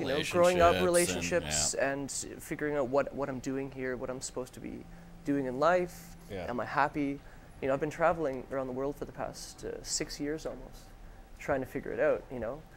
So this kind of symbolizes getting rid of all these bad qualities and kind of stepping up, and making my life better for myself. Out with the bad, in with the good. Basically, right? yeah, but not to get too heavy and maudlin and kind of, but yeah. But it's true. We all go through that, Yeah. We all have those times in our lives where we have to just say, hey, you know what, this way isn't working for me. So, and again, traveling around the world for 6 years. Yeah. Where'd you go? Yeah. What was the first step? The first step was Australia, actually. Nice. That's a good first step. Yeah, I think I was 22 or 23, something like that. And I had never lived out of home before. I just finished college and had a job. I didn't really like it, and I had some friends, some childhood friends who were moving over there, and I said, sure, I'll do it. So the first time I moved out of my house, I moved to Australia. You can't get much further. No, it was a big flight, big step for me too, because there's like my independence. So from there, I met a Norwegian girl, who I'm still with today, Mona, and we started dating, and we've been together 5 years now. So we. Did she travel with you? I met her. She was traveling as well. Okay. So we met up and kind of stuck together and traveled around the rest of Australia, saw Southeast Asia. And then moved to Norway, and I've been living in Norway for the past 3 years now. Wow. So, and then around Europe and South America and stuff like that. What town in Norway? Oslo. Oh, no. Yeah.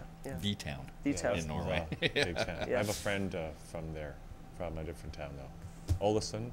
Yes, I know where that is. Yeah. Yep. Yeah. So that's basically what I've been doing the past 5 years, trying to figure out myself, and I think I'm on the right track now. And really? Yeah, I do. I really do. And the music, of course, is a big part of it. Were you gigging while you were touring around? Were you writing? I played a bit in Australia. I wrote a little bit in Australia, but mostly writing when I moved to Norway. Okay. Yeah, and I was playing a lot of music there. And I've just moved back to Toronto, like not even a week ago. Really? So yeah, I'm fresh back in the country. Holy cow! So I'm ready to take over. Why did you come back? Well, there was visa issues with me. So, and another thing is I wasn't happy there as much as I was when I first moved there. So I didn't have as many opportunities not being a Norwegian citizen. Right. So I thought, come back here. I'm Canadian. I can see my parents more. I can be with my friends, and I'm farther away from Mona because she still lives in Europe now. Oh, really? She doesn't want to. She's in school, so she kind of has to stick around that area. Has she been here? Has she seen Toronto? Or? Oh, she's been here many times. Yeah. Yeah, she loves it. She loves it, and my parents love her, and everything's good. It's all good. So- So you're on the right track now. I am now. I just need to keep on that right track. And what does that mean? What does that mean for you? Is it, Being happy yeah. with yourself, and I don't want to be too cliche with loving your body, and Sure. but just being happy about who you are and happy with what you're doing in life, and just taking more time to do things, because we only live one time. So if you're gonna, I found myself rushing and always trying to get things done so fast, and running from here to here, and when you slow down and just take a few minutes and just do it, even writing something that you don't even really want to do, just take your Just time. appreciate it. And, Yeah. And then because it's time you're never going to get back, even if it's little things that you don't like. So yeah, that's that. So this record, The Cutting of the Elm, is obviously a milestone of some sort because it's kind of encapsulating that whole idea in music. Yes. And is that part of what your life's all about now, is making music and putting out records? It is. This is my first record that I've done.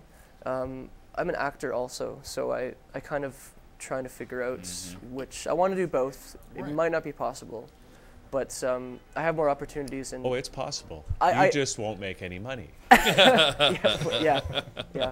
I've been told that by a million people before. So Don't worry, we were told that Now too, a and million we and didn't pay two. attention. yeah, a million and two. Yeah, I've got two a more. million and two people have told me that. Yeah. Did you produce the CD yourself? I did, along with a friend of mine who's a really good drummer. He actually plays with me when I play with the band. Okay, great. This whole record is acoustic, but when I play with a band mostly. Electric. I produced it with him. He did all the mastering and the mixing and everything like that. And I had another friend, a really good friend from Britain, who recorded the album for me and did some mixing on that as well. Now, where was it done? Was it done? It was done in Oslo. Oh. Yep. Cool. I had it printed out here in Toronto, but I had it done because it was cheaper. Right. Yeah. To have it done over here. But so everything was done in Oslo, and the artwork actually was done in Iceland, and then. Did you do that on your way from Norway No. to here? No, I've got a old childhood friend who lives there now, and she agreed to do the artwork. So she was doing drafts, and we were talking on Skype and going back and forth, and then she sent it over to me, and I did all the layout and stuff for that. So it's an international album, I guess. It is, absolutely. If you can, yeah, it really for is. sure it is. Yeah. Now, is all the music you, or is there a collaboration between you and your it's all drummer me. friend? That's all you, right? Yeah, I play guitar, harmonica. Do we have the artwork here? I think I gave a want to copy. hold it up. Yeah. I'm gonna go get it. I'll go and get it. hold You sit okay. here. I'll All right. grab it. Now, Josh, I know we were talking before you came on a little bit about some conspiracy theories and stuff like Yeah, that. yeah. Do you bring any of that kind of content into the record? I do actually. The song "Seed" is about that. Yeah. Yeah. Okay. You'd have to listen to the lyrics. Well, maybe we can hear that. I don't know what song you want to go out with. And I was going to we go might with another one, but we one can listen whatever, to that one. It whatever, doesn't matter. or maybe we can do them both. There's what it looks like, the record, and yeah, it's great artwork, and it's Yeah, it's beautiful. yeah. Becky Forsyth did the artwork. She did a really great job. Good So work, I'm very Becky. grateful to her for doing that. So what is the essential message of Seed, the conspiracy content? Well, it's not all conspiracy. See, when you listen to my music, it's a real mix of everything. So the song starts, and if you walked out of the room and walked back in 10 seconds later, you'd think it was a different song because it changes so much. So part of the song is just, this struggle with life and things. The other part is kind of about how we are not being told what's actually going on in the world at this point. And We're being lied to? Yes. What? What? I thought we had a I wish free I had press. someone so I could turn I to know you. exactly. We can I've got no one. do something in editing. Yeah. So that's a big, and I've been really big into conspiracy theories since I was a kid. Like Since I I could was read, basically. abducted by aliens. Yes, when I was. Whoa. Absolutely. When I was a What kid. do you remember reading that sort of, because before that moment you're like just a normal kid, just watching cartoons and Yeah. stuff. Like what was it that what was the first thing that you recall? Well, it was UFOs, and right away. Yeah. UFOs and aliens, and at that age, I wasn't, mature enough to be understanding what's actually happening in the world. So I was just more fascinated with like, wow, there's these beings, and there's many different species of them even living all around the galaxy and coming to Earth, and I thought that was amazing. So I started reading more and more and more about it, And as I got older, I started getting into other conspiracy theories. So I got into, you know, this ancient aliens kind of concept, which is very interesting. I don't know if you guys know anything about that. I know they have a everything show. about it. Oh, you do? Okay, Oh, they've got yeah. a show on history actually about it. Yeah, they do actually right now running. Which yeah. is good. It's like, yeah, It's a really the good show. Egyptians and yeah. Yeah, and absolutely. I mean, the more you look at it, the more you look at the facts. It's like it's real. It's actually happening, and it's happened, and you know, you can't deny it. In my opinion, I think it's really going on. So then I read Da Vinci Code. Yeah. When I was in Australia, and that kind of like launched me into the world of conspiracy theories, mostly the Jesus Mary Magdalene Yes. thing. And there's actually a guy called Ben Hammett, and he discovered a tomb in southern France in this little town of Rennes-le-Château. And you know, they're thinking it could be the body of Mary Magdalene. They think there's this treasure trove of treasure basically buried under this church, but they can't excavate because the French government says no. And this is supposed to be the Templar treasure, which ties into the Da Vinci Right. Code and the whole bloodline Knights theory. Templar and all that. Yeah, so I've been following that for a long time.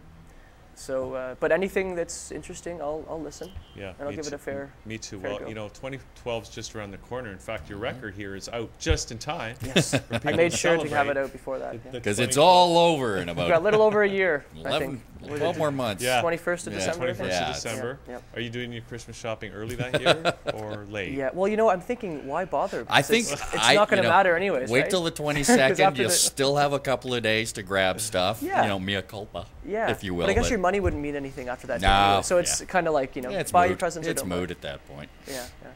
Now, I know when you kind of look at all this stuff, all these things, whether it's aliens or pyramids or all that stuff, at the end of the day, you end up synthesizing all that information into one master theory, right, Josh? Yes, but I find that some of these theories are contradicting of each other.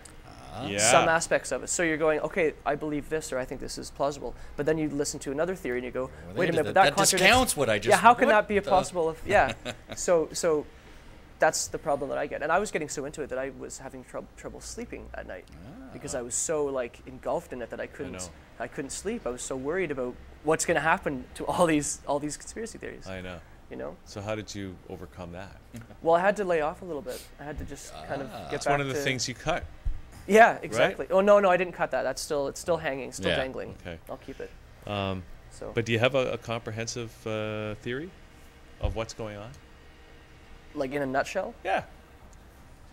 I think that the world governments are banding together, but to the public seeming like it's, you know, they're fighting or they're not friendly, and they know about the existence of aliens and have for a long time and are actually working with them, and are in constant contact with these aliens. And I don't know like what their agenda is, what they want to accomplish or do, but I don't think it's going to be nice, and I don't think that us, like common people, are going to be happy with what's going to happen. I think Okay. it's going to be the upper super elite that are going to survive and that are going to. Yeah. So we're safe. It's a common theory. Yeah. Wait a minute. Yeah.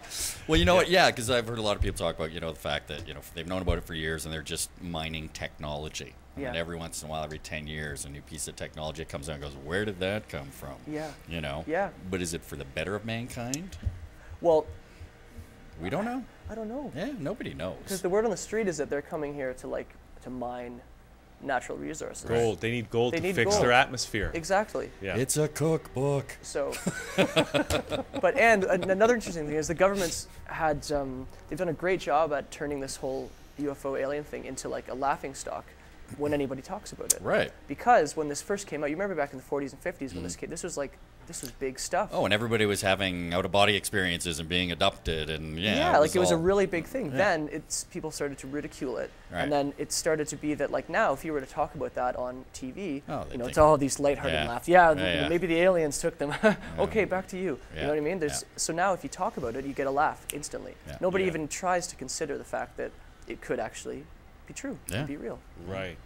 Because I used to discount most of it, and then I Okay. heard Paul Hellyer, Okay. who used to be the defense minister of Okay. Canada, ran Okay. against Trudeau in '68 for Right. the leadership. And he's very serious about it. That because he, as defense minister, he was in, touch with senior U.S. military people, and he said, "Hey, it's really going on." But I still don't know if I really don't know. I mean, we don't know. But there's this disclosure thing that's going on with Stephen Greer, Dr. Stephen Greer. Those are like, they've got top military officials coming forward and saying like, yeah, well, of course it's true. Here's the documentation, or here's me. I was there. But see, I got a conspiracy theory about that they're just trying to create this fake alien presence so that they can then use that. Oh, we have to band together as a planet, which means that they'll get us to do stuff that we wouldn't do otherwise. Which ties into the one world order kind of conspiracy. Project Blue Beam. So, see, they all just tie in somehow. I know. It's one big thing. I'm not educated enough to give like an accurate picture of what's going on, but it is all one thing, I believe. Yeah. It has to be. But here's the other thing. Because if they know of this, they have to know about this too. That's right. Right? One hand. So, sorry, I was interrupting. Or maybe it's the quantum world. Everything happens. That's why it contradicts. It's a multiverse. Could be. Yeah, it's a multiverse. Could be. Which means we get to choose the way it's going to pan out. Yeah. And that's what you're doing, because you've cut the elm. I've cut the elm. I'm getting rid of that. I don't want to know about it though, because it's scary. It's scary. Like when you look at what these theories are saying, it's scary. Yeah, it's true. If you believe it, it's like it gives you that feeling in your stomach, like, ooh. Doomsday. Like, yeah, this is coming. But I've also heard theories about 2012 not being like the world is going to blow up or something, like everyone says. Like it's going to be like it's going to be a change in our it's like flipping the in our calendar civilization to the next page. Basically, a few million people might die, but whatever. It's okay. We could use it with a culling. That's going to really impact real estate values. That's why I'm glad I'm in the business. Yeah. Okay, Josh, we're just about out of time, but we're going to hear another track as we go out. I don't know which one you want to go out with. I think we agreed on, 4. Number 4? Track 4? It's called Forest Fire, actually. Right. So I'm really burning down the trees now. Is this the single? The single was Rise, what you just heard. Well, the first one. And the second single is Forest Fire. This is the reason why you go and buy the record. Yes. Right? Forest Fire. We're going to hear it in a sec. But before we go, any final thoughts you want to leave us with? Do you have any performances coming up in Toronto that people can check you out at? Not set because I've just returned, but I'm in the middle of organizing that and getting. Let us know when you got some stuff set up, and where do people find you? Like. Well, I mean, I'm on every social media site. I've got a website as well. This is joshspeers.com. This is joshspeers.com. That's right. Okay. Just so people know that it's me. This is me, so they don't think it's another Josh. It's not the alien Josh Speers we're talking about. But the human one. And if they go there, they can log on, find out what's going on with you. And, there's info about shows. There's links to buy the album. It's on iTunes. It's on Amazon. It's everywhere. Great. So this is joshspeers.com. .com, and it's Spears with 2 E's. Yeah. Yeah. Awesome. I wish it was EA actually, because I have to tell people every time that it's. Then you'd be like Britney Spears. Basically. Yeah. But I wouldn't want to be related to her No, you don't want that. Who would, right? Yeah. No. So. Well, it's her loss. Yes, exactly. Yeah. That's very nice of you. Thank you. Now, and so can people order the CD on your? There's a link on the website under the music heading. Okay, cool. That you can buy it. And what else do you do besides the music? Do you do writing or blogging? Or I write a bit. I act. Yeah. Oh yeah. I went to acting school in Norway actually. So it's kind of hard to find work over there in Norwegian. Yes, I can imagine. I don't speak the language. I'm learning it, but I don't speak it. I act a little bit, but mostly music. Okay. Yeah. Well, great. Well, thanks for coming on the show, Josh. Thank you so much, Josh. Yeah, thanks a lot, guys. And we really look forward to hearing this track. And, Absolutely. I guess that's. Look forward to seeing you again next Friday. Yeah. Yeah. Into December, as it will be. Yeah. It's the holiday season already. We just kicked it off Black Friday. Yeah. That was fun. Yeah. All right, my friend. Thank you, Stu. Thank you, Josh, for doing this. Thank you so much. Thank you. And here's the track Forest Fire from Josh Speers. And that's it. We'll see you all on Monday for more Liquid Lunch right here on thatchannel.com. See you then.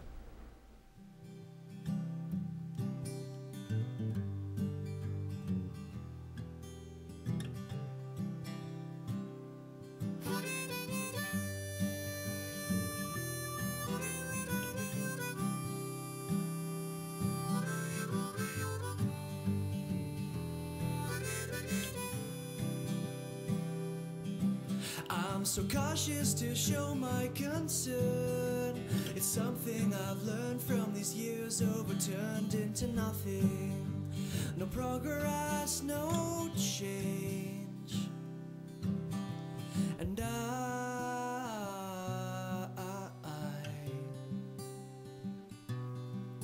have nothing,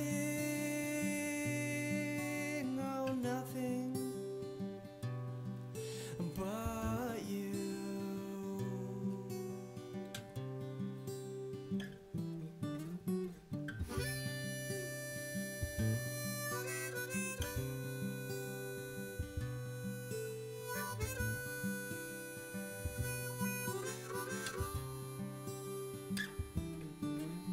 For the time it takes, we never wait. It's a shame the way we spend our days.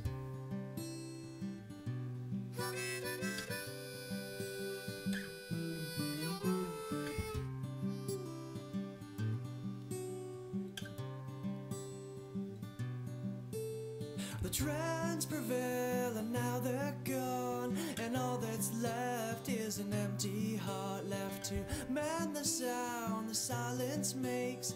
The silence kills, the silence stays.